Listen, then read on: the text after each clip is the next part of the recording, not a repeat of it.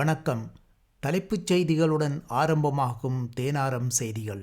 மருத்துவர்கள் வேலைநிறுத்தம், விடுதி நோயாளர்கள் வெளியேற்றம், பிரிட்டன் பாராளுமன்ற தேர்தலில் வெற்றி பெற்ற யாழ் வம்சாவளி பெண், நாட்டின் 9வது ஜனாதிபதியுடன் கதைத்து ஏமாறுவதற்குள் சம்பந்தன் இறந்துவிட்டார், கதிர்காம யாத்ரீகர்களுக்கு இலவச மருத்துவ முகாம்கள், யாழ்ப்பாணம் பிராந்திய பொலிஸ் அத்தியட்சராக சூரிய பண்டார நேற்று வெள்ளிக்கிழமை கடமைகளை பொறுப்பேற்றார். தொடர்கிறது தேனாரம் செய்திகள். மருத்துவர்கள் வேலைநிறுத்தம், விடுதி நோயாளர்கள் வெளியேற்றம். சாவச்சேரி மருத்துவமனையில் தொடரும் பணிப்புறக்கணிப்பால் அங்கு உள்நோயாளர்களாக விடுதிகளில் தங்கி சிகிச்சை பெற்று வந்த நோயாளர்கள் வெளியேறியுள்ளார்கள். இதே நேரம் 2 நாட்களாக தொடர்ந்து வரும் வேலைநிறுத்தத்தினால் அம்மருத்துவமனையை நம்பியுள்ள பொதுமக்கள் பெரும் சிரமங்களை எதிர்நோக்கியுள்ளதாக தெரிய வந்துள்ளது. இதே நேரம் மருத்துவர்களும் மருத்துவமனை நிர்வாகத்துக்கும் இடையே நிலவும் பிரச்சினைக்கு தீர்வு காணும் நோக்கில் நாளை மறுதினம் 8ஆம் தேதி திங்கட்கிழமை மனித உரிமைகள் ஆணைக்குழுவின் யாழ்ப்பாணம் பிராந்திய பணிமனையில் கலந்துரையாடல் ஒன்று ஏற்பாடு செய்யப்பட்டுள்ளது.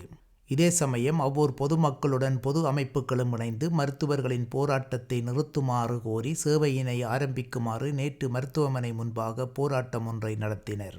அங்கு அழைக்கப்பட்ட போலீசார் போராட்டத்தில் ஈடுபட்டவர்களை கலைந்து செல்லுமாறு தெரிவித்தனர்.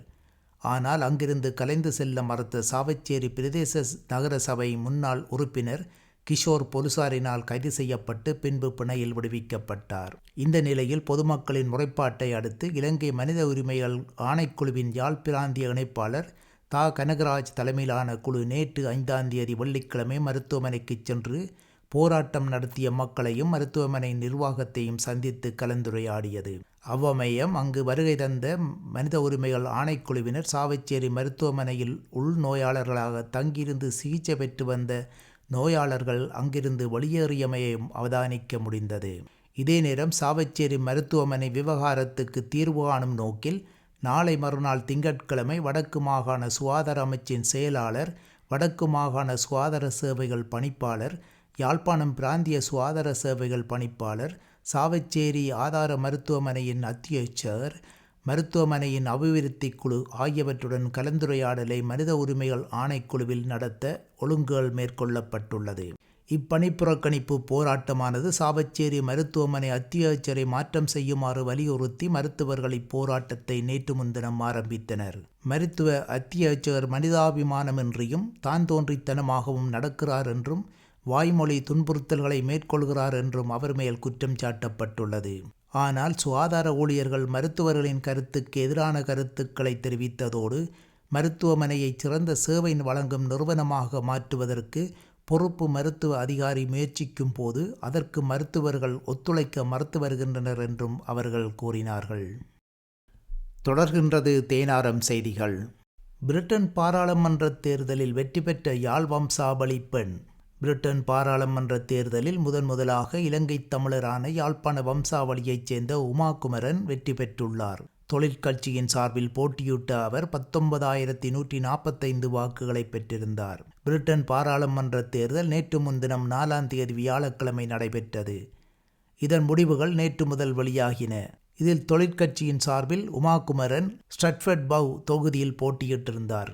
2010ஆம் ஆண்டு முதல் தொழிலாளர் கட்சியை பிரதிநிதித்துவம் செய்யும் யாழ்ப்பாணத்தைச் சேர்ந்தவர்களான உமாகுமரனின் பெற்றோர் இலங்கையிலிருந்து புலம்பெயர்ந்தவர்களாவர். இதே நேரம் ஐக்கிய நாடுகள் பாதுகாப்பு சபை மூலம் இலங்கையை சர்வதேச குற்றவியல் நீதிமன்றத்தில் பாரப்படுத்துவதன் மூலம் மாத்திரமே நீதியை நிலைநாட்ட முடியும் என்றும் இதற்கான நடவடிக்கையில் தான் மேற்கொள்வேன் என்றும் உமாகுமரன் தனது பிரச்சாரத்தில் மேற்கொண்டிருந்தார் என்பதும் குறிப்பிடத்தக்கது. இம்முறை நடந்த பிரிட்டன் பாராளுமன்ற தேர்தலில் போட்டியிட்டவர்களில் 8 பேர் தமிழர்களாவர் என்பதும் குறிப்பிடத்தக்கது. தொடர்கின்றது தேனாரம் செய்திகள். நாட்டின் 9வது ஜனாதிபதியுடன் கதைத்து ஏமாறுவதற்குள் சம்பந்தன் இறந்துவிட்டார். இலங்கையின் 9வது ஜனாதிபதியுடன் கதைத்து ஏமாறுவதற்கு முன்பாகவே நாடாளுமன்ற உறுப்பினர் சம்பந்தன் காலமாகிவிட்டதாக மட்டக்களப்பு மாவட்ட தமிழ் தேசிய கூட்டமைப்பின் முன்னாள் பாராளுமன்ற உறுப்பினர் ப. அரியநேந்திரன் தெரிவித்தார். வடக்கு கிழக்கு இணைந்த சமஷ்டி தீர்வு தரப்பட வேண்டும் என்பதில் இலங்கையின் 8 ஜனாதிபதிகளுடன் பேசி நம்பி ஏமாந்த தலைவராகவே நாங்கள் சம்பந்தன் ஐயாவை பார்க்கிறோம் எனவும் அவர் மேலும் கூறினார். மறைந்த தமிழ் தேசிய பெருந்தலைவரும் பாராளுமன்ற உறுப்பினருமான ரா. சம்பந்தனின் ஆத்மா சாந்தி வேண்டி இலங்கை தமிழரசுக் கட்சியின் பட்டிப்பளை பிரதேச கிளையின் ஏற்பாட்டில் அம்புலாந்துறை பகுதியில் நேற்று முன்தினம் மாலை அஞ்சலி நிகழ்வு இடம்பெற்றது. அதில் கருத்து தெரிவிக்கும் போதே அவர் மேற்கண்டவாறு தெரிவித்தார். இந்நிகழ்வில் தமிழ் தேசிய கூட்டமைப்பின் முன்னாள் நாடாளுமன்ற உறுப்பினர்களான ப. அரியநேந்திரன் மற்றும் ஞா. ஸ்ரீநேசன் ஆகியோர் கலந்து கொண்டுள்ளதுடன் இலங்கை தமிழரசுக் கட்சியின் வட்டார கிளைத் தலைவர், செயலாளர், பொருளாளர், இளைஞரணி உறுப்பினர்களும் கலந்து கொண்டனர். தொடர்கின்றது தேனாரம் செய்திகள்.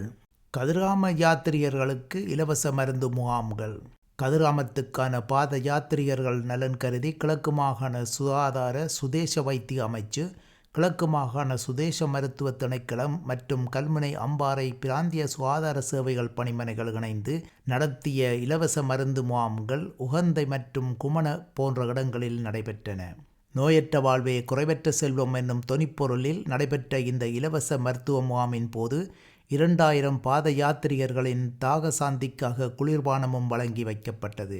கிழக்கு மாகாண ஆளுநர் செந்தில் தொண்டமானின் பணிப்புரைக்கு அமைவாக கிழக்கு மாகாண சுகாதார சுதேச மருத்துவ அமைச்சின் செயலாளர் மற்றும் சுதேச மருத்துவ திணைக்கள மாகாண ஆணையாளர் ஆகியோரின் அறிவுறுத்தலின்படி 1000 பேருக்கு நோயால் எதிர்ப்பாற்றல் மருந்து, உடல் பாதைகளை நீக்கக்கூடிய மருந்துகள் என்பனவும் உடல் வலிகளை போக்கும் ஆயுர்வேத மருந்துகளும் வழங்கப்பட்டன.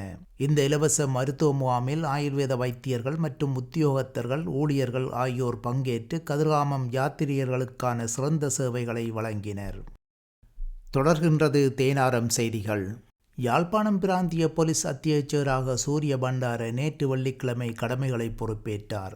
யாழ்ப்பாணம் சிரேஷ்ட போலீஸ் அத்தியட்சகர் பணிமனையில் சர்வமத தலைவர்களின் ஆசியுடன் அவர் தனது கடமைகளை பொறுப்பேற்றார். இந்த நிகழ்வில் யாழ்ப்பாணம் பிராந்திய உதவி போலீஸ் அத்தியட்சகர்கள், யாழ்ப்பாணம் பிராந்திய போலீஸ் நிலைய பொறுப்பு அதிகாரிகள் என பலரும் கலந்து கொண்டனர்.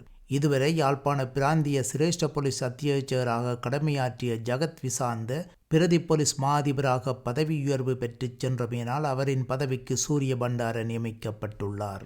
இத்துடன் தேனாரம் செய்திகள் நிறைவு பெறுகின்றது. வணக்கம்.